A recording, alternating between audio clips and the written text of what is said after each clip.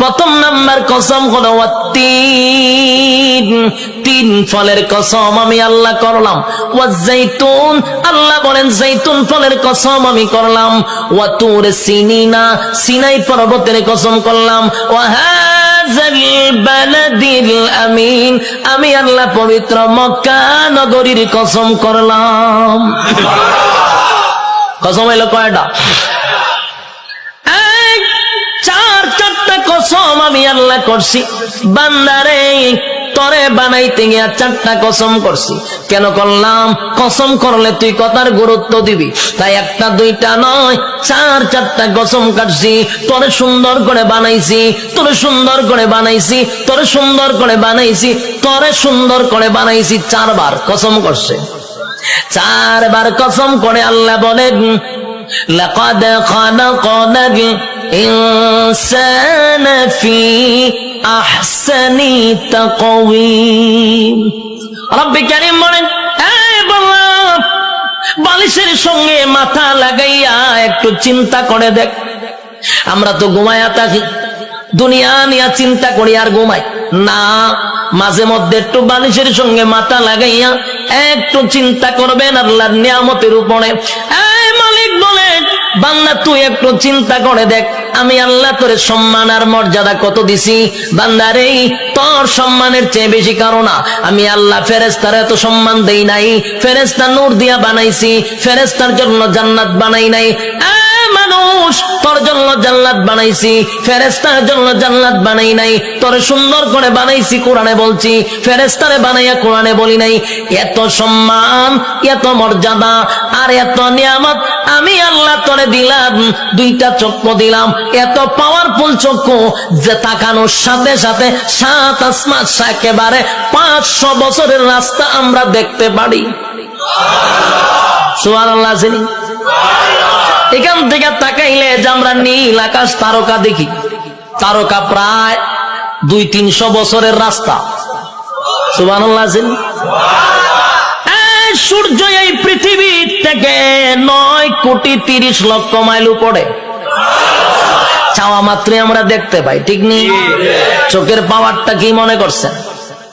চোখের পাওয়ার এত বেশি, বিদ্যুতের চেয়েও মানুষের চোখের গতি বেশি। বিদ্যুতের গতি হলো প্রতি সেকেন্ডে 1,86,000 মাইল বেগে যায়, আর আমাদের চক্ষু এর থেকে হাজার হাজার কোটি গুণ মাইল উপরে যায়। আল্লাহ এত পাওয়ারফুল দুইটা চক্ষু আমাদেরকে দান করছে। এরপরে আমাদেরকে মেধা শক্তি দিছে, ভালো বোঝার শক্তি দিছে, মন্দ বোঝার শক্তি দিছে। ফেরেশতা কিন্তু শুধু ভালো বুঝে রে, মন্দ বুঝে না। শয়তানরে আল্লাহ শুধু মন্দ বুঝার তৌফিক দিছে, খারাপটা খালি খারাপ বুঝে, ভালো বুঝে না। আর মানুষ ভালো মন্দ বুঝার তৌফিক দিছে, কথা হয় না? এতগুলো নিয়ামত আল্লাহ দিলেন। হাঁটার জন্য পা দিলেন, হাত দিলেন, চক্ষু দিলেন, মাথা দিলেন, এত সুন্দর করে কাঠামো দিয়া মানুষ বানাইলো। বান্দা কেন বানাইছি? গোলামি করবি আমি আল্লাহ। আর আল্লাহ বলেন তুই আমার গোলামি করবি। সূর্য তোর গোলামি করবে, চন্দ্র বান্দা তোর গোলামি করবে, জমিন বান্দা তোর গোলামি করবে, যা কিছু দেখস বান্দা তোর জন্য বানাইছি সব তোর গোলামি করবে। তুই শুধু আমি আল্লাহর গোলামি করবি। কিন্তু মানুষ এত বড় পোল্ট্রি বাজ, মানুষের চেয়ে পোল্ট্রি বাজ কেউ নাই, মানুষের চেয়ে অকৃতজ্ঞ আর কেউ নাই। মানুষ এত কৃতজ্ঞ, একটা প্রাণীর মধ্যে যে কৃতজ্ঞতা আছে মানুষের মধ্যে নাই। একটা কুকুর হলো সবচেয়ে নিকৃষ্ট প্রাণী, কিন্তু কুকুরটারে 2 দিন খাবার দেন, আপনি 2 দিন খাবার দেন, আপনার পিছু ছাড়বে না। 1 মাস পরেও যদি আপনি কুকুরটার কাছে আসেন, কুকুর আপনারে দেখলেই বুঝতে পারবে আপনি তারা খাওয়াইছেন। কিন্তু মানুষরে মানুষ খাওয়াইতে খাওয়াইতে পেট ভরায়া দেয়। মানুষরে এত কিছু করার পরও মানুষ সেটা মনে রাখে না, মানুষ কৃতজ্ঞতা প্রকাশ করে না। আল্লাহ বলেন বান্দা শুন, একটা মাছ যেইভাবে পানির নিচে ডুবন্ত থাকে, আমি আল্লাহ কিন্তু মানুষগুলারে এইভাবে পানির নিচে ডুবায় আর যেইভাবে মাছ রাখি তোদেরকে নিয়ামত দিয়া ডুবায় রাখছি। নিয়ামতের মধ্যে আমরা ডুবন্ত, মাছ যেইভাবে পানির নিচে ডুবন্ত, বান্দারে আমি তোরে নিয়ামত দিয়ে এইভাবে ডুবায় রাখছি। বান্দা শোন, এতগুলা নিয়ামত আমি আল্লাহ তোরে দিলাম, কোন নিয়ামতের অস্বীকার করবি? পারবে?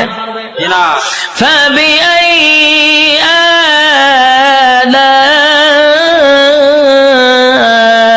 ربكما تكذبان